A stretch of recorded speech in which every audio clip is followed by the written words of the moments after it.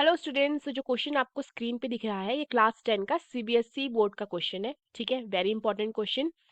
सो question क्या कहता है, find the value of k if the points A 2,3 B 4, k and C 6, -3 are collinear. ठीक है, सो सबसे पहले हम देखते हैं कोलिनियर का क्या मतलब होता है। ठीक है, अगर देखो मैंने क्या बोला है, कोलिनियर। यहाँ पे बोला गया है कि अगर ए बी सी पॉइंट्स क्या है, कोलिनियर है। ठीक है, तो कोलिनियर पॉइंट्स कौन से होते हैं?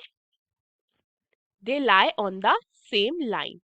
They lie on the same line. वो पॉइंट जो सेम लाइन पे लाई करते हैं वो कोलिनियर होते हैं। ठीक है, देखो जैसे सपोज कि मेरे पास लाइन है। ठीक है, यहाँ हो जाता है ए, यहाँ पे हो जाता है पॉइंट बी और यहाँ पे हो जाता है पॉइंट सी। ठीक है, सो अगर ये पॉइंट एक ही लाइन में लाई कर रहे हैं तो ये कोलिनियर होते हैं।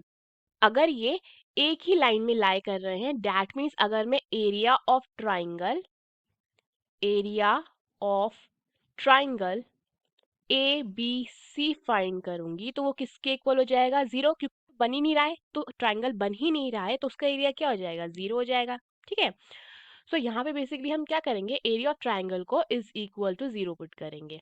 सो एरिया ऑफ ट्राइंगल का जो हमारे पास फॉर्मूला होता है, अगर हमें क्या करना है, अगर हमारे पास एक ट्राइंगल है।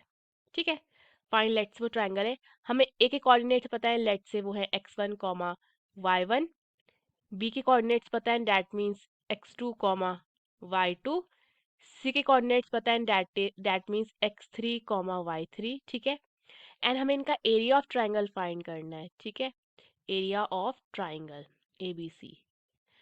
सो वो किसके इक्वल हो जाता है? This is equal to 1/2 multiply by x1, y2 minus y3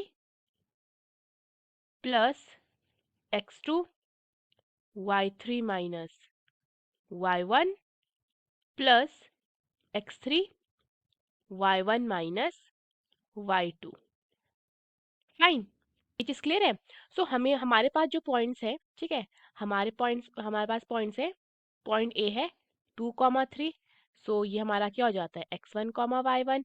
point B है हमारा 4, के, तो ये हो जाता है हमारा x2, y2।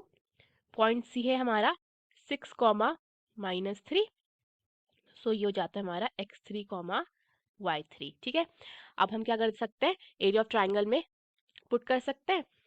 So from here हमारे पास क्या हो जाएगा, half 2 multiply by k plus 3 plus 4 -3 plus 6 3 minus k, and this will be equal to zero, क्योंकि एरिया ऑफ ट्राइंगल कितना हो जाएगा? जीरो हो जाएगा। सो फ्रॉम हेयर 1/2 ये हो जाएगा हमारा 2k plus 6 plus 4 multiply by -6 plus 18 minus 6k, and this will be equal to zero.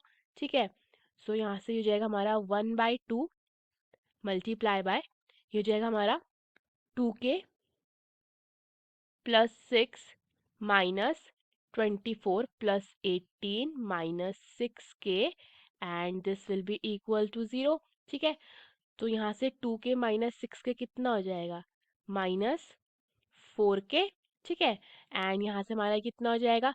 6 -24 is -18। ठीक है, एंड -18 प्लस 18 इज जीरो। ठीक है, and from here this will be equal to कितना हो जाएगा?